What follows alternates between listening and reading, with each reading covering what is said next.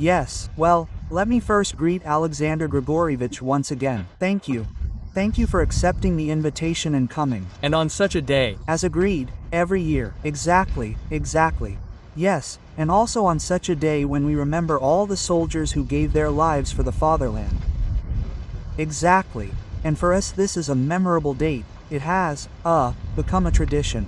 We meet here regularly at Valami, indeed, Alexandrovich, and there will be an opportunity, of course, as we agreed, to discuss our current affairs. The government is working very actively. We have your work. Yes, and my friend is coming. We already have 50 or 50 billion in trade turnover.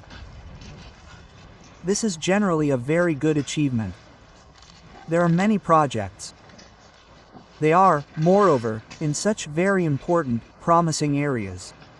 Of course, with such a volume, many questions always arise. We will have an opportunity to discuss these issues. We will put the weekend on the altar of discussion.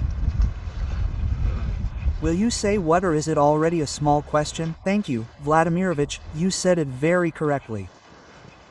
I flew here and noted that we have started a good tradition. We are representatives of 2 Orthodox nations every year. And this temple is already like home. Well, when we were approaching, we noticed that the Smolensk skete is good, but there is no Belarusian skete here. This is our common one, yes. It was founded in 1914, the 14th year. Well, Smolensk is practically nearby, so we will also think about it. There is enough space here. Yes, perhaps we can build some kind of temple. We will think about it. Since the road has been paved, many Belarusians come here. Our only faith is Orthodox. Therefore, thank you for starting this good tradition. We wanted to ask you about the third round of negotiations that took place in Istanbul. You did not comment on them, wanted to clarify. Tell me, will we get an answer from Kyiv regarding the proposal that was voiced in Istanbul, and about 3 groups, and which could act online? How do you generally assess the progress of the negotiations and prospects? And one more thing. Recently, just the other day, Zelensky said that even, in my opinion, today, that it makes no sense to negotiate with Russia now and we must wait until the regime changes. Well, in principle, we can wait if the Ukrainian leadership believes that now is not the time. We need to wait, please. We are ready to wait. And this is the first thing. Secondly, after all, our political regime is based on the Constitution of the Russian Federation and the government is formed strictly in accordance with the basic law of the state, which cannot be said about Ukraine. Now I do not want to go into details, but today's government is not based on the Ukrainian constitution. The constitution is clearly violated, but I do not want to go into these details. As for the negotiations are always in demand and are always important, especially if it is a desire for peace. I evaluate it positively on the whole. Well, how can one not evaluate positively the fact that hundreds of people have returned to their homeland? It is positive. For humanitarian reasons, as you know, we handed over thousands of bodies of dead Ukrainian soldiers, and in return we received several dozen of our guys who laid down their lives for their homeland. And isn't that positive? Of course, it is a positive moment. As for any disappointments on the part of anyone, all disappointments arise from excessive expectations. This is a well-known general rule, but in order to approach the issue peacefully, it is necessary to have detailed conversations. And not in public, but this must be done calmly, in the quiet, that is, of the negotiation process. This is precisely why we proposed creating the 3 groups you mentioned. In general, the reaction of the Ukrainian country was positive. A agreed that we can conduct such negotiations without cameras, without any political noise, in a calm manner and look for compromises. They have not started working yet, this work has not yet begun, but in general, I repeat, the first reaction, as it seemed to us, of the Ukrainian side was positive. Therefore, we expect that this process will be completed. Here's an additional question. Tell me, have the conditions of a long-term truce that you voiced remained in force, and, a year ago in Mitya? Yes, these conditions, of course, remain the same. These are also not conditions, but goals. I formulated Russia's goals, but until now, until that moment, we were told that it was not clear what Russia wanted. So we formulated them in June last year at a meeting with the leadership of the Ministry of Foreign Affairs of the Russian Federation. Everything is clear there, but the main thing is to eradicate the causes that gave rise to this crisis. This is the main thing. Well, and, of course, humanitarian issues, security issues. In a broad sense, security issues of the security of Russia, but also of the same Ukraine. By the way, the Ukrainian delegation expressed the idea that it probably makes sense to talk about the security of both Russia and Ukraine in the context of pan-European security. One of the leaders of the Ukrainian delegation expressed this idea. And in general, we believe that this is correct, we share this. That's it. And the humanitarian issue, this is the Russian language, this independence and decent conditions for the development of the Orthodox Church, the Christian Church in Ukraine.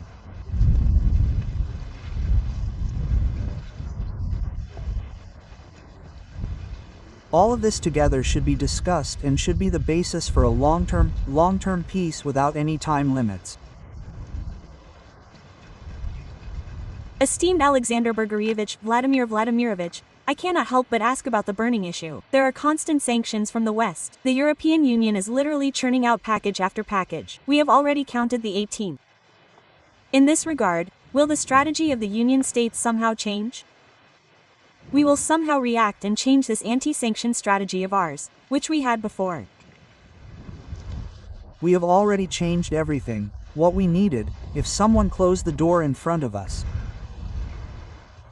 There are a lot of open doors in the world, and Russia and Belarus today made a very serious turn. I think time will pass. The world will still appreciate what we have done. It was simply impossible to imagine, in the early 20s. But nevertheless, we did it, turned it around, we live and will live.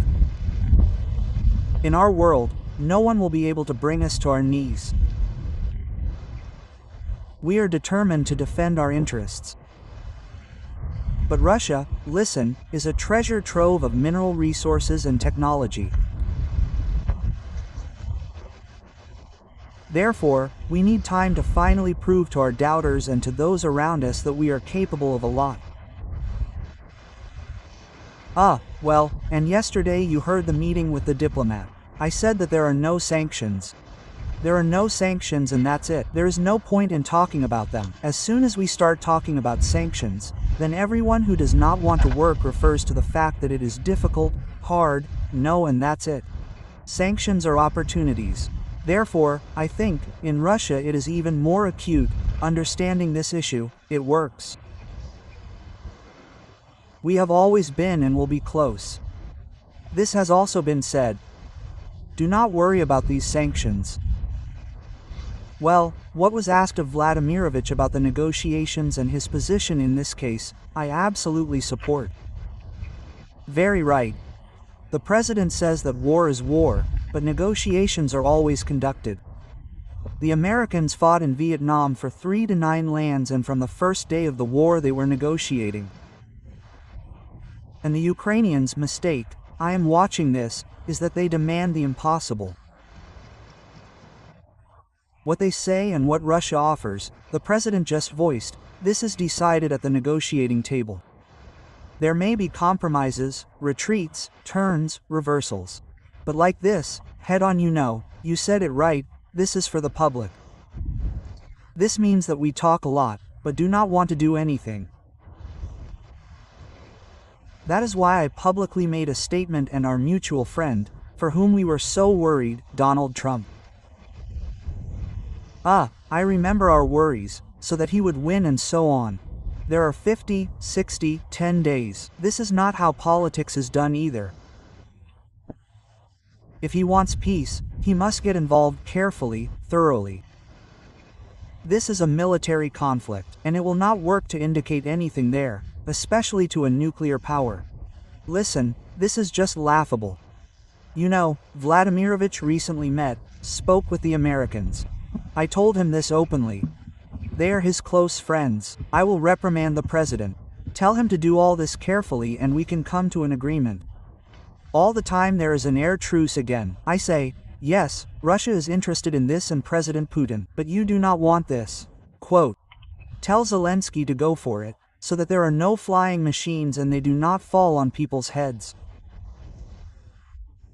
Already the latest, you know, cases when 59 kilograms of explosives stuffed with balls and so on were delivered to Belarus. Well, okay, it did not explode, it hit a 10-story building where ordinary people lived. Therefore, this escalation is dangerous. We need to stop this and we need to do it carefully. And what the Russians are negotiating with the Ukrainians in Istanbul, Vladimir Ilovich knows. He called me, remember, and thanked me. Continuation in Belarus, we are still doing these exchanges on the border. The Ukrainians opened the borders, the area, they did something, the railway service there was restored. That is, there is progress, and they were shouting a lot about the children. Please, Russians, they say, come, look, negotiations are being conducted by the authorized human rights of Russia, Ukraine, negotiations are being conducted about the children. What did Russia do wrong? There is a war going on, the children were left homeless. The children were left, fed, clothed. No, they were accused of this. For what? Please, let's negotiate. The exchange is underway. Yes, it turned out there that this number of children is not there. There is no number, of course. Here are 3 or 4 children who were exchanged, who lost their children. Please, when we say during the negotiation process in Istanbul, here, please, give us the lists. There are no lists, so there is public escalation. This is not good. We just need to sit down at the table and come to an agreement, no matter what the positions are. And the negotiations, by the way, began in Belarus. Yes, three rounds have passed. Well, they don't like it in Belarus. Okay, we discussed Vladimirovich, even to the moon, anywhere. Well, we need to sit down at the negotiating table and talk, and not throw stones at each other. I want to meet with Putin. Why are you shouting about it? Prepare the appropriate ground, statements, etc. The Americans talked about this. Prepare it, and then sit down and sign, and invite Trump, Macron, anyone, Starmer. Well, we need to prepare it. What don't they understand? They understand, and if they say so, it means they don't want to. They don't want to, they're just playing to the public. If you allow, one more question. You said that there is always an extensive agenda between our countries, and you will discuss it. Will you discuss security issues? And, in particular, maybe there is already clarity on Orishnik. Both sides confirmed that Orishnik will be in Belarus. But maybe there are already some specifics. The specifics are that, the military, although they are specific people and are in a hurry everywhere, they wanted this Orishnik, meaning the Belarusian position, to place Orishnik sometime next year. Vladimirovich Promo said, this year we should basically finish these processes. Construction, creation, and so on. We are not retreating from this yet. No, the first thing I want to say in this regard is, we have produced the first serial Orishnik complex, the first serial missile. Yes. And it has entered service with the troops. Now the series has started working. First, second, our specialists, both Belarusian military specialists and Russian ones, have chosen a place for future positions. And now work is underway to prepare these positions. So, most likely, we will close this issue by the end of the year. Well, we are not jumping around, we are doing it calmly. There is no need to run ahead as soon as it is ready. It is not just a position that needs to be built, as you once said. It is necessary to have combat equipment, charges and missiles. This is not cheap, and it is necessary to protect it. And it is necessary to protect, of course. Therefore, everything is according to plan. Do not worry about security. Vladimir, how do you assess the current situation in the SVO and the dynamics in general? Yesterday, as usual, I discussed these issues several times with both the Minister of Defense and the Chief of the General Staff. And I knew that we would have an approach to the press, and I asked them myself. I said, how to answer such a question. The situation in the SVO? Quote. The answer was, please answer honestly. Now they will see this, they will remember. And what does honestly mean? Today it means that our troops are advancing along the entire line of combat contact. Along the entire line, both in the border zone and in Donetsk, Luhansk Republic, Zaporozhye and Kherson, everywhere, in all areas, somewhere more, somewhere less, but positive activity thanks, of course, to the courage and heroism of our guys. And in particular, here we are now in a special place, in the place where the temple was laid in memory of all our soldiers who died at all times for the fatherland. But now we are talking in general. Today's positive dynamics at the front, it is connected, of course, with the heroism of our guys who are now moving forward.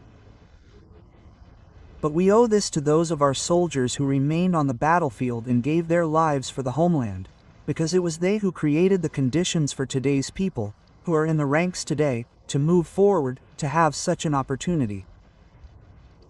This is a common merit. In this sense, we have not had a single loss in vain. This is, in general. Well, and the dynamics are clear. Just recently we heard about the new settlement of Chasiv Yar. It is a fairly large settlement. We have already heard that this is not true. I can tell you and assure you that this is completely true. Moreover, the Ministry of Defense announced it only, I think, yesterday. In fact, the fire was taken several days ago. Well, they were engaged in the so-called cleansing, although, probably, there are attempts at counterattacks. Well, and besides, such statements about what should we do, on our part this is incorrect information, indicate that the highest political leadership of Ukraine is not very informed about the course of events. But this is their problem. But in general, I repeat, the dynamics are positive. After all, just recently, remember, everyone was talking, our enemies and ill-wishers were talking about the need to inflict a strategic defeat on Russia on the battlefield. And today they have another, but fiery passion. To stop our offensive at all costs. Either promises of a good life, or some threats, or additional armament, additional manning of the Ukrainian armed forces, stop, and then deal with these issues of additional manning, before arming. I repeat once again, we need a long and lasting peace on good basic grounds that would satisfy both Russia and Ukraine, would ensure the security of their countries. And, probably, rightly, those negotiators from the Ukrainian side, who so carefully, by the way, but still laid out the idea that it is necessary to talk, perhaps, about European security in general. From Minsk to Moscow, an ideology about peace, a mood to resolve all the difficulties is increasingly heard, but from the West we hear only tax and ultimatums. And here's the latest deal: even the EU, the US calls simply a disgrace for the EU. This dictatorship of ultimatums, trade wars, the dictatorship of Kozlin, what can this lead to for the world economy in general, and how we should, what do we get from this? Recently, the Russian leadership correctly stated that such a continuation, although it has already happened, will lead to the deindustrialization of Europe, although it has already happened with them, and this process continues. They will destroy Europe, the European Union. Well, they once said that the Americans also have such a goal to weaken this center of power. After all, the European Union was not a weak organization. Well, this is what will happen. And they should not drag themselves head-on with us. I have also spoken about this more than once, but be together. Here is the European Union and Russia, this power. If they united, then, of course, the Americans will never be able to allow it. This is scary for them. It would be scarier than China, if they united. It would be a village. Well, they do not understand this. Yes, they probably do not need it. I look at these leaders, well, I do not want to characterize them under Vladimir Vladimirovich. Well, some are already leaving, as they are called, temple ducks. Others have just arrived, their rating is already below 20%. The people do not like this policy. And why don't the peoples of Europe like it? And the main reason is their position towards Ukraine. They themselves don't see it. Huge billions to trillions of weapons and aid to Ukraine. Well, I don't know, maybe it's wrong. You know, just recently political scientists and in the so-called political circles in general said that the European Union is an economic giant. But a political dwarf. These are not my words. I don't want to offend anyone. So we ourselves read this in Western sources. But I have also been talking about this all the time. Previously, in the modern world, this was always important, and today sovereignty plays a key role, one might say, including for economic development.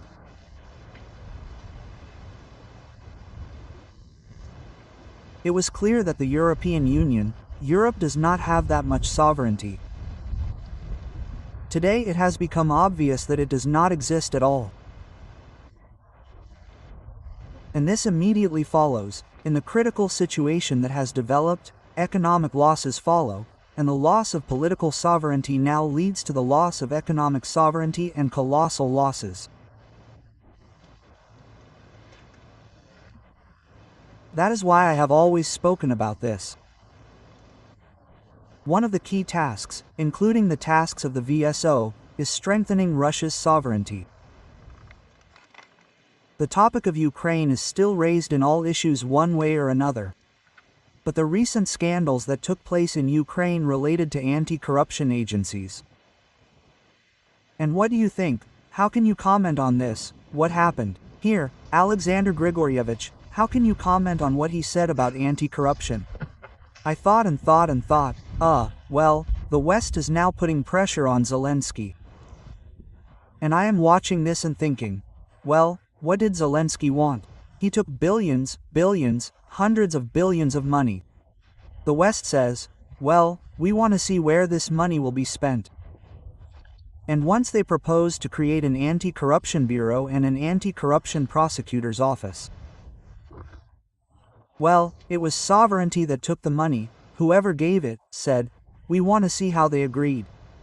Now they've woken up, well, probably, or they want to organize elections or something else. Quote, they tried to do this to the people.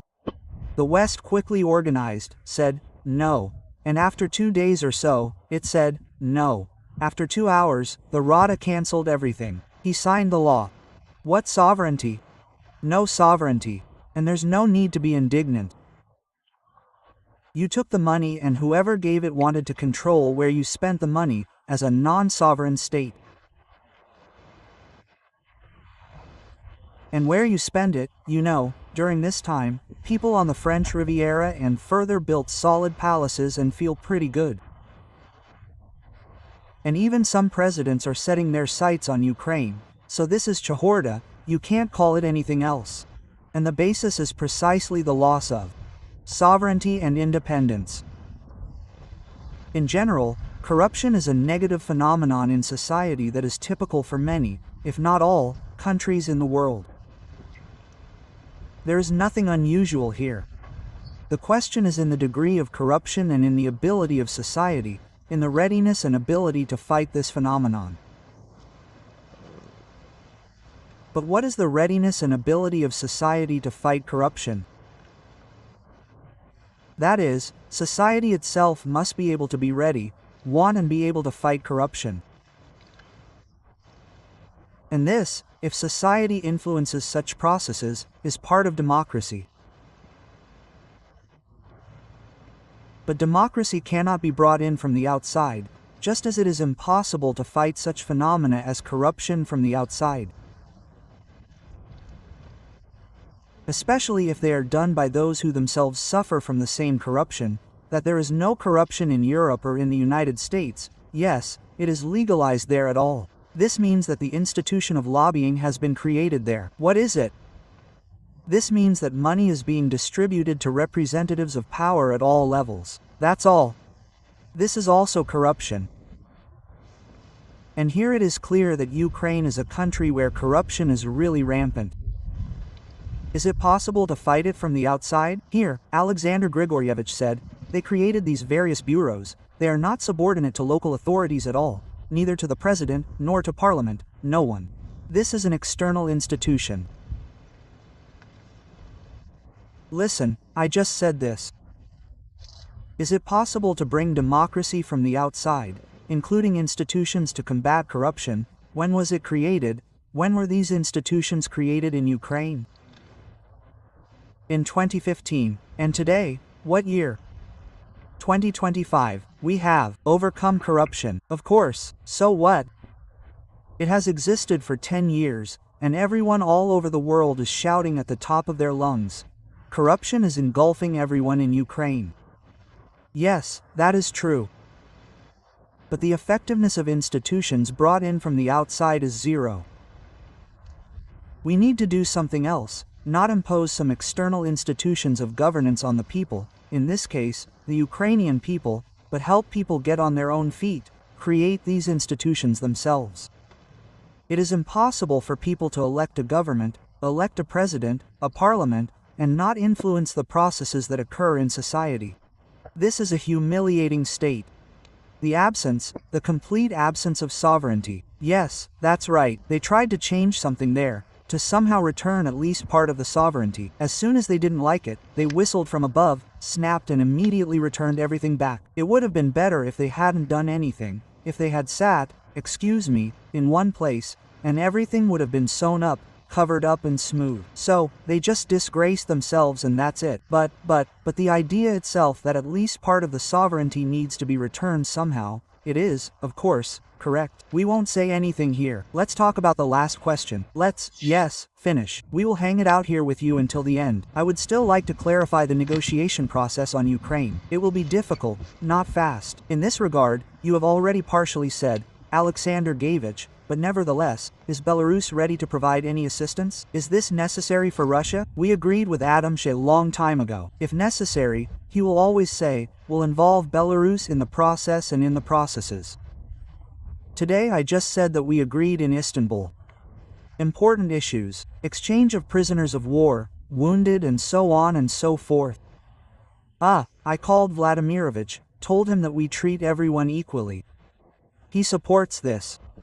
And Ukraine, people, Ukrainians, Russians, they are warriors after all. Someone is wounded, someone else is wounded. We will immediately take everyone who wants to the hospital, if we urgently need to provide assistance. And there are such people. Not only prisoners of war, dead bodies.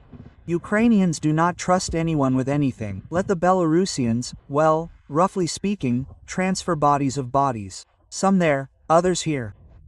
Only the Belarusians, the railway restored the tracks so that the refrigerators can be driven there. No, only let the Belarusians sit at the helm of this locomotive and drag refrigerators back and forth. We were looking for people. We had to look for Afghans who fought in Afghanistan. We found railroad workers who did this. The Russians asked us, the Ukrainians agreed with this. We are doing this, if necessary, they will offer more. But Vladimirovich said it very correctly. Here my point of view completely coincides.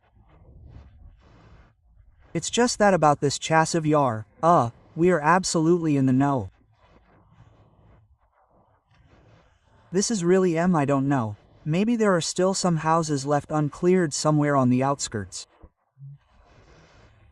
I don't know today how, but Chassiv Yar is the road to Kramatorsk, the center of the SVO, in fact, of Ukraine. And then what? What I am saying is that today Ukraine should run and ask him, Vladimir Vladimirovich, let's sit down at the negotiating table. Let's come to an agreement. Otherwise, in a few months or two, I don't know, there won't even be any defensive structures left there. The Russians will slowly bite it all off, seize it and go further, reconquer it. Return it. Well, they will return it, yes, that's why we need to negotiate. If they want something, they should run to it, because the day before, we will clearly discuss this topic. I collected all the information along the front line. We absolutely also agreed with your military, absolutely coincides at all points. And even in the Sumy region, you are trying to create this buffer zone there. There is an offensive everywhere. Let it be not fast, but slow. Why did I, Vladimirovich, say, why is it slow? He says, they feel sorry for the people, right? Slow, but confident, and not so many people die, if, you know, like in the Great Patriotic War, they threw hundreds of thousands there and hundreds of thousands died. In Poland, only 600,000 of our people died, Soviets. There is no such war in Ukraine. Quietly, calmly, but this gives the Ukrainians an opportunity to say, listen, let's sit down, come to an agreement, they don't want this. Well, as for Ukraine's participation in the negotiation process, we are very grateful to Alexander Grigorievich and Belarus in general for the support and assistance that Belarus and the President of Belarus provide us. We are on V-contact all the time. I constantly inform Alexander Grigorievich about the results of this negotiation process. Well, all our exchanges take place on the territory of Belarus. The negotiation process began there in 2022, then moved to Istanbul. We continue there, but we know the position of Alexander Grigorievich, the entire Belarusian leadership, and the Belarusian people, who are striving for peace to come between our two countries, between Russia and Ukraine, as soon as possible. Alexander Grigorievich is taking a direct, most active part in this. Thank you. A very powerful earthquake occurred in Kamchatka, and the whole world saw footage of doctors, despite their difficult situation, despite the danger to their lives, continuing to perform operations. Many believe that these doctors deserve awards. Some believe that they were simply doing their duty. Will you award them? There are different ways to do your duty. These doctors did it with dignity and heroism. Of course, they deserve state awards. The governor recently reported to me on the situation in Kamchatka.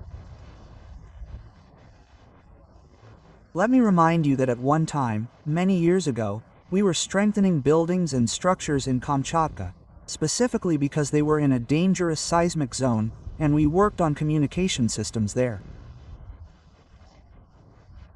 I hope that this also played a role,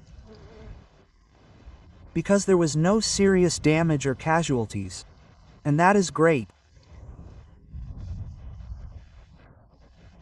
As for these doctors you mentioned, I have already given my assessment, but I want to assure you that we have many specialists who did their duty to people with dignity.